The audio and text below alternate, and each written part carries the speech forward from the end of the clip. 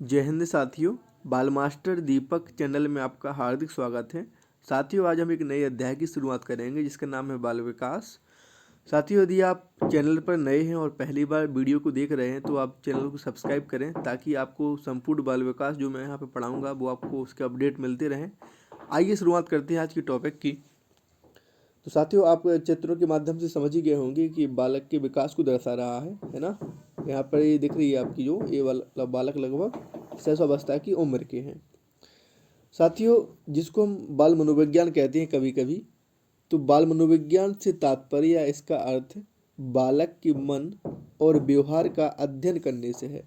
आपसे पूछ लिया जाए कि बाल मनोविज्ञान का तात्पर्य क्या है या उसका अर्थ क्या है, तो वह विषय या वह मनोविज्ञान जिसमें बालक के मन और व्यवहार का अध्ययन करते हैं उसे हम बाल मनोविज्ञान कहते हैं।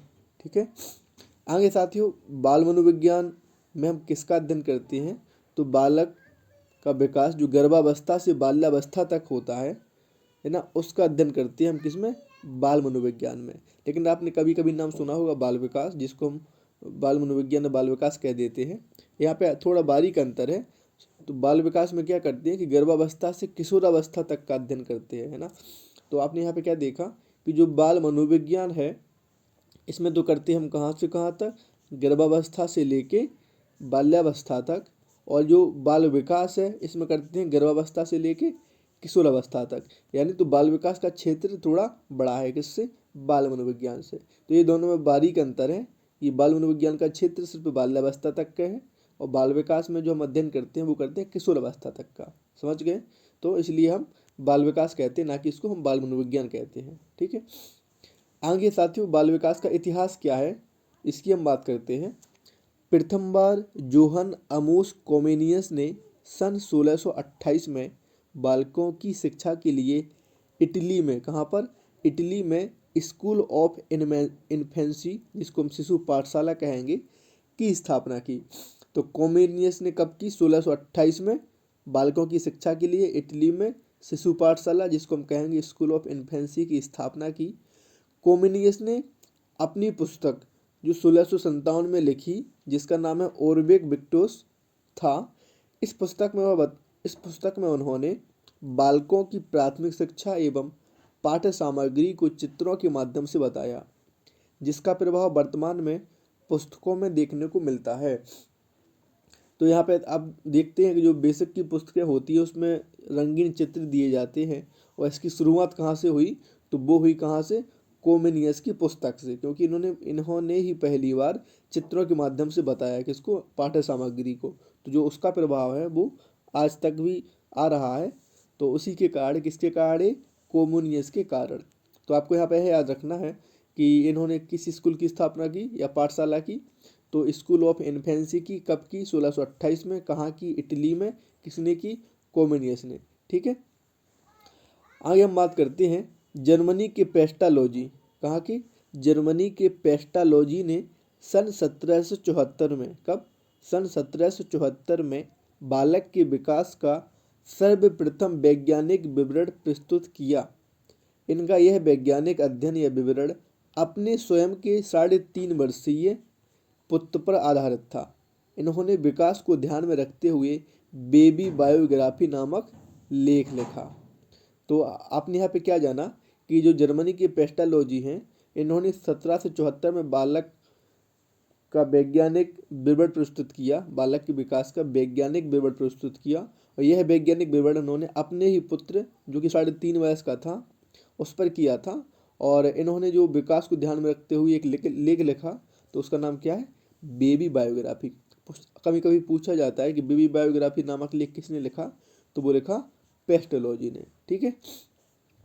नेक्स्ट है जर्मनी के चिकित्सक डॉक्टर टाइडमैन ने भी सन 1787 में बालकों के विकास का अध्ययन किया। किसने, डॉक्टर टाइडमैन ने भी कब किया, 1787 में। और ये चिकित्सक कहाँ के थे, ये थे जर्मनी के। नेक्स्ट है जॉन लॉक व थॉमस हॉब्स ने बाल विकास का सर्वप्रथम अध्ययन किया। यदि आपसे पूछ लिया जाए कि बाल विकास का सर्वप्रथम अध्ययन किसने किया, तो वो किया जॉन लॉक व थॉमस हॉब्स ने। इन साथियों, इन दोनों का और एक नाम और आता है रूसो का, बहुत फेमस सिद्धांत जिसका नाम है सामाजिक समझौते का सिद्धांत, और जिसमें नाम आता है हॉब्स लॉक रूसो, यानी थॉमस हॉब्स, जॉन लॉक और जीन जैक्स रूसो। राजनीति के क्षेत्र में उन्होंने एक वो दिया था, क्या दिया था, सिद्धांत जिसका नाम था सामाजिक समझौते का सिद्धांत, है ना। तो वो खैर ये अलग क्षेत्र है, लेकिन मैंने सोचा बता दूं आपको। तो इनका एक सिद्धांत है सामाजिक समझौते का सिद्धांत। आगे हम बात करते हैं, प्रथम बाल सुधार गृह की स्थापना न्यूयॉर्क अमेरिका में सन 1887 में की गई। कब की गई? 1887 में की गई। कहाँ की गई? न्यूयॉर्क अमेरिका में। किसकी? बाल सुधार गृह की। तो आपसे पूछ लिया जाए कि प्रथम बाल सुधार गृह की स्थापना कब और कहाँ की गई, तो वह की गई न्यूयॉर्क में सन 1887 में। नेक्स्ट है कि बाल अध्ययन आंदोलन, कौन सा आंदोलन? बाल अध्ययन आंदोलन की शुरुआत किसने की, तो वो की स्टेनली हॉल ने। कहाँ की और कब की, तो वो की न्यूयॉर्क में सन 1893 में। ठीक है, तो फिर से पढ़ते हैं, बाल अध्ययन आंदोलन की शुरुआत न्यूयॉर्क अमेरिका में सन 1893 में स्टेनली हॉल ने की। आपको यह डेट याद आ रही होगी किसी अपने भारत के संदर्भ में, आपको याद है अच्छे से कि स्वामी विवेकानंद अमेरिका में जो धर्म सम्मेलन हुआ था वहाँ पर भाग लेने गए थे। कब? सन 1893 में, है ना। तो आपको यह भी याद रखनी है कि अमेरिका जो भाषण देने के लिए गए थे स्वामी विवेकानंद, वो कब गए थे? 1893 में ही गए थे, है ना। तो बाल अध्ययन आंदोलन की शुरुआत न्यूयॉर्क में सन 1893 में स्टेनली हॉल ने की। किसने की? स्टेनली हॉल ने की। आगे है, प्रथम बाल निर्देशन क्लिनिक की स्थापना शिकागो में, शिकागो जो कि एक अमेरिका का शहर है, इसमें बाल अपराध जैसे व्यवहार के निदान के लिए सन 1909 में विलियम हिली ने की। किसने की? विलियम हिली ने की। तो क्या है यहाँ पे कि प्रथम जो बाल निर्देशन क्लिनिक की स्थापना पूछी जाए तो ये किसने की? विलियम हिली ने। कब और कहाँ की? तो सन 1909 में शिकागो अमेरिका में की। ठीक है, जिसमें क्या करते थे? बाल अपराध जैसे व्यवहार का निदान करते थे। कहाँ पर? बाल निर्देशन क्लिनिक में। ठीक है, नेक्स्ट है, भारत में बाल विकास के अध्ययन की शुरुआत सन 1930, कब? 1930 के लगभग कलकत्ता विश्वविद्यालय में गिजुभाई बघेका लिखा रहता है कहीं और बधेका लिखा रहता है ना, तो उसको आप भ्रमित मत होना, एक ही नाम है ये। गिजुभाई बघेका के प्रयासों से हुई। तो आपसे पूछा जाए कि भारत में सर्वप्रथम बाल विकास के अध्ययन की शुरुआत किसने की, तो वो की गिजुभाई बघेका ने। और कब की? तो वो की सन 1930 में। और कहाँ से शुरुआत हुई इसकी, तो वो ही कलकत्ता विश्वविद्यालय से।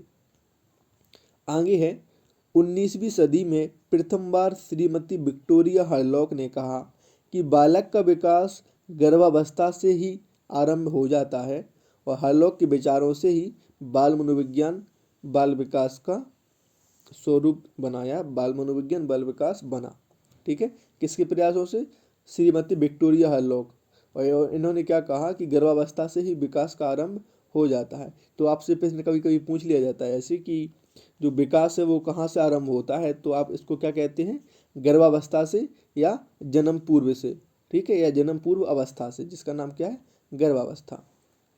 इन्होंने अपनी कहानियों में बताया है कि विकास कैसे शुरू होता है। तो इन्होंने बताया है कि श्रीमती हरलॉक ने अपने अध्ययन में भारतीय परिवेश की भक्त प्रहलाद, सुखदेव मुनि और वीर अभिमन्यु की कहानियों को सम्मिलित किया।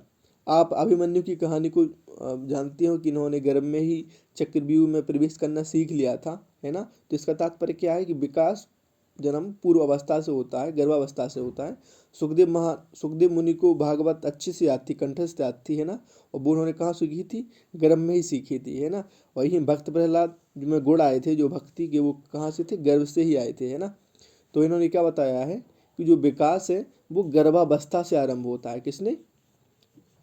हरलॉक ने बताया। और उन्होंने इसके एग्जाम्पल दिए, किस किस के? भक्त प्रहलाद, सुखदेव मुनि और वीर अभिमन्यु के। आगे, बाल मनोविज्ञान का जनक किसको माना जाता है? पेस्टोलॉजी को माना जाता है।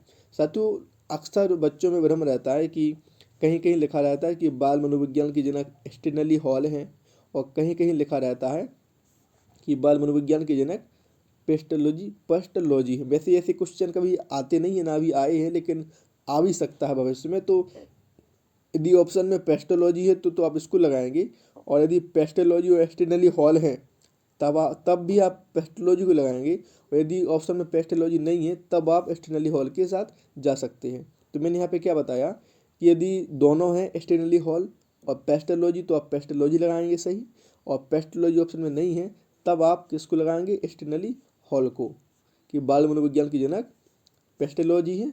यदि पेस्टोलॉजी विकल्प नहीं है तब आप स्टेनली हॉल लगाएंगे। ठीक है साथियों, नेक्स्ट पढ़ते हैं कि बाल विकास आंदोलन का जनक किसका, बाल विकास आंदोलन का जनक अमेरिका के स्टेनली हॉल ने किया। सॉरी, बाल विकास आंदोलन का जनक कौन है, तो वो है अमेरिका के स्टेनली हॉल। इन्होंने एक आंदोलन चलाया था जिसका नाम था बाल विकास आंदोलन, तो उसके जनक कौन है, अमेरिका के स्टेनली हॉल। बाल अध्ययन समिति और बाल कल्याण समिति की स्थापना भी किसने की, स्टेनली हॉल ने की। और ये स्टेनली हॉल कहाँ के थे साथियों, ये थे अमेरिका के। हाँ, ये बात पक्का है साथियों कि जो किशोर मनोविज्ञान है इसके जनक कौन है, स्टेनली हॉल है ना। तो किशोर मनोविज्ञान के जनक कौन है, स्टेनली हॉल, लेकिन बाल मनोविज्ञान को हम मान के चलेंगे कौन है, पेस्टोलॉजी है। ठीक है, आगे हम बात करते हैं साथियों बाल विकास की परिभाषाओं की, जिसमें जो पहली परिभाषा है वो है बर्क महोदय की। किसकी है, बर्क। यह क्या कहते हैं, इसको हम समझ लेते हैं। यह कहते हैं कि बाल विकास मनोविज्ञान की एक शाखा है। बाल विकास मनोविज्ञान की एक शाखा है जिसमें व्यक्ति की जन्म पूर्व अवस्था का तात्पर्य है अपना गर्भावस्था है ना, गर्भावस्था से परिपक्व अवस्था तक होने वाले सभी परिवर्तनों को स्पष्ट किया जाता है। तो क्या कहते वर्ग कि बाल विकास मनोविज्ञान की एक शाखा है जिसमें व्यक्ति की जन्म पूर्व अवस्था से परिपक्व अवस्था तक होने वाले सभी परिवर्तनों को स्पष्ट किया जाता है। अब आपको पता है साथियों कि जो परिपक्व अवस्था है उसको हम लगभग कहते हैं उत्तर किशोर अवस्था को, जिसका समय होता है 15 से 18 वर्ष है ना। तो जो बालक परिपक्व होता है वो होता है मानसिक और शारीरिक दृष्टि से लगभग 18 साल में है ना। तो यह लगभग किशोर अवस्था के अंत तक का बता रहे हैं है ना, कि इसमें हम गर्भावस्था से लगभग 18 साल तक के होने वाले सभी परिवर्तनों को स्पष्ट करते हैं। बस इन्होंने शब्द बदल दिए हैं।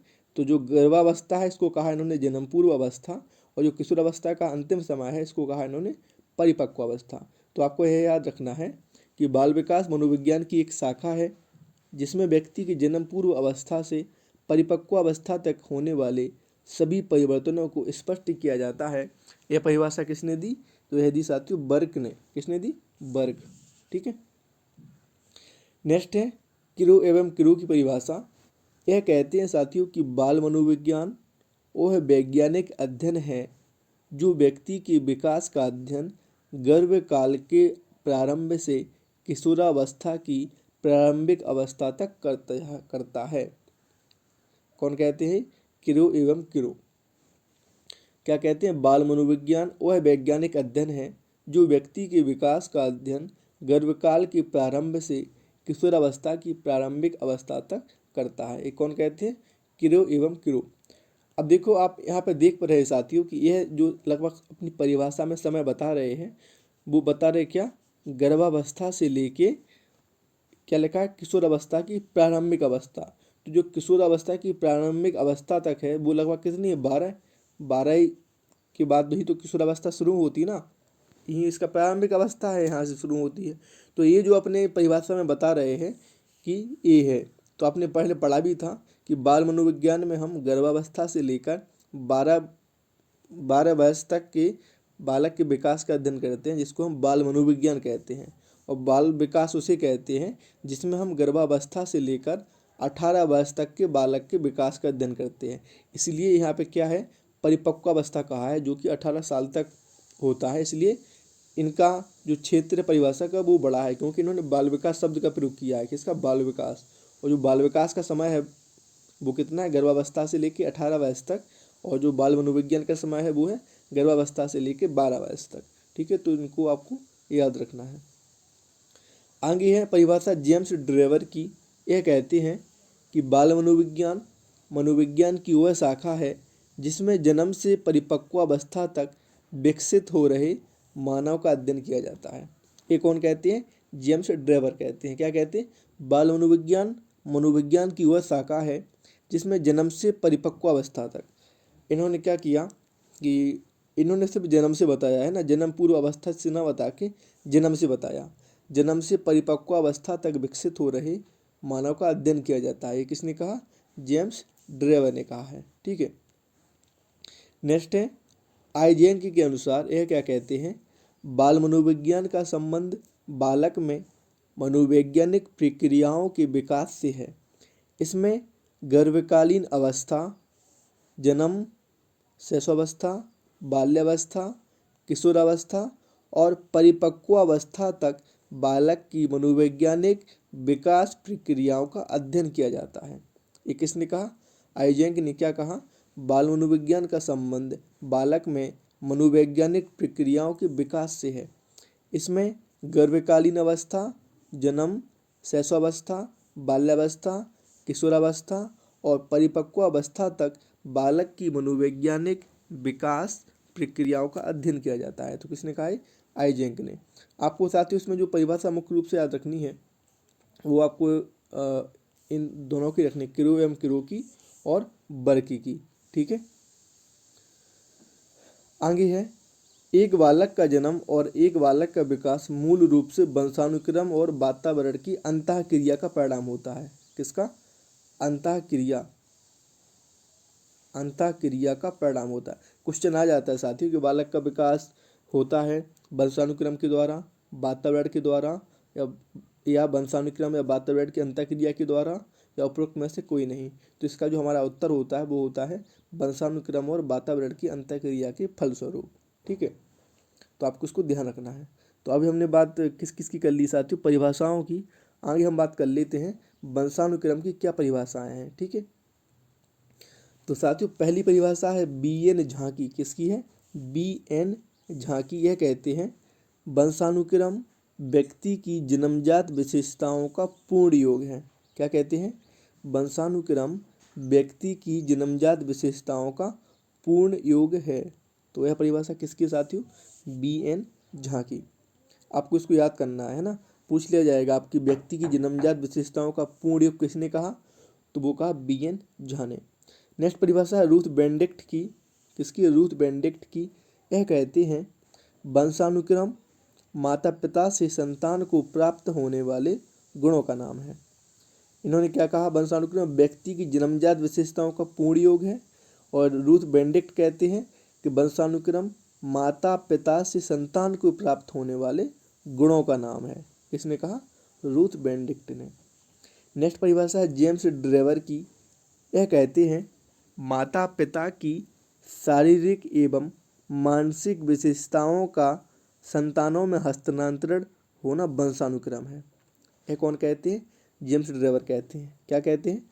माता पिता की शारीरिक एवं मानसिक विशेषताओं का संतानों में हस्तांतरण होना वंशानुक्रम है।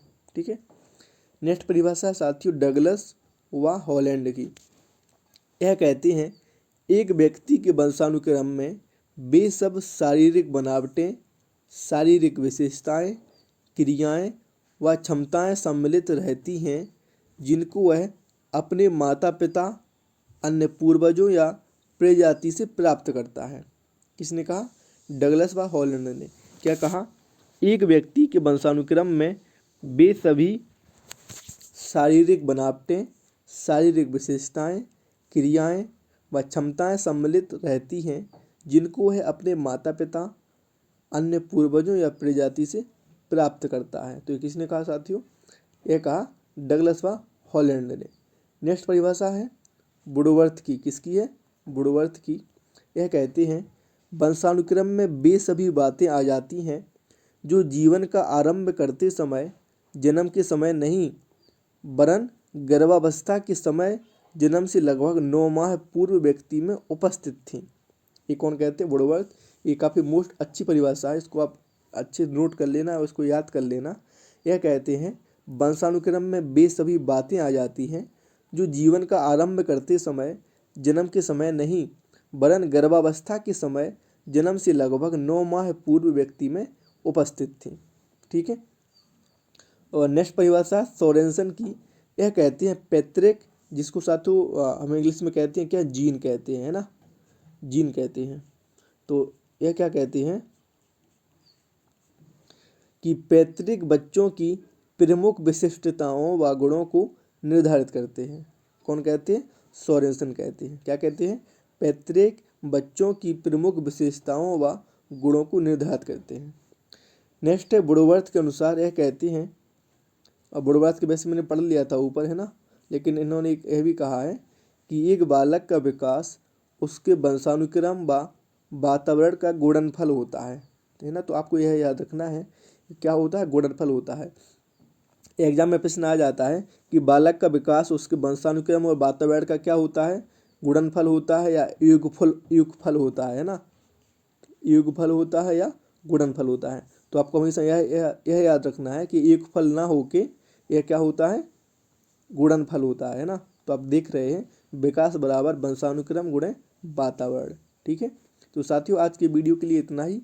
आगे हम बात करेंगे कि बालक का जो जीवन है वो कैसे आरंभ होता है, लिंग का निर्माण कैसे होता है। तो वीडियो देखने के लिए धन्यवाद। और एक जानकारी और कि वीडियो की डिस्क्रिप्शन लिंक में मैंने टेलीग्राम चैनल की लिंक दी है जिसका नाम है बाल मास्टर दीपक। तो आप इसको ज्वाइन कर लीजिए ताकि जो भी मैं वहाँ पे नोट्स डालता हूँ वो आपको मिलते रहें। और फेसबुक पेज जिसका नाम है दीपक चले सभी के साथ, आप उसको फॉलो करिए। तो जो वहाँ भी नोट्स डले हैं वो आपको मिल जाएंगे। और जो भी नोट्स मैं पढ़ा रहा हूँ जिसके कुल पेज 545 हैं, तो इस नोट्स का जो 55 पेज का सैंपल है वो मैंने लिंक में दे रखा है नीचे, तो आप उसको देख लीजिए। और यदि आपको नोट्स की आवश्यकता हो तो जो उसमें प्रोसेस लिखा है नोट्स पाने का वो आप ले सकते हैं नोट्स को। और इन नोट्स को पाने के लिए आपको क्या करना है, मैंने बताया था कि जो ये नंबर है 8756277292, इसको आपको व्हाट्सएप करना है क्या, कि मुझे साइकोलॉजी के नोट्स चाहिए, है ना। तो जो मैं प्रोसेस बताऊंगा आपको उसको फॉलो करना है और आपको नोट्स पोस्ट ऑफिस के माध्यम से मिल जाएंगे। तो वीडियो देखने के लिए धन्यवाद। जय हिंद, जय भारत।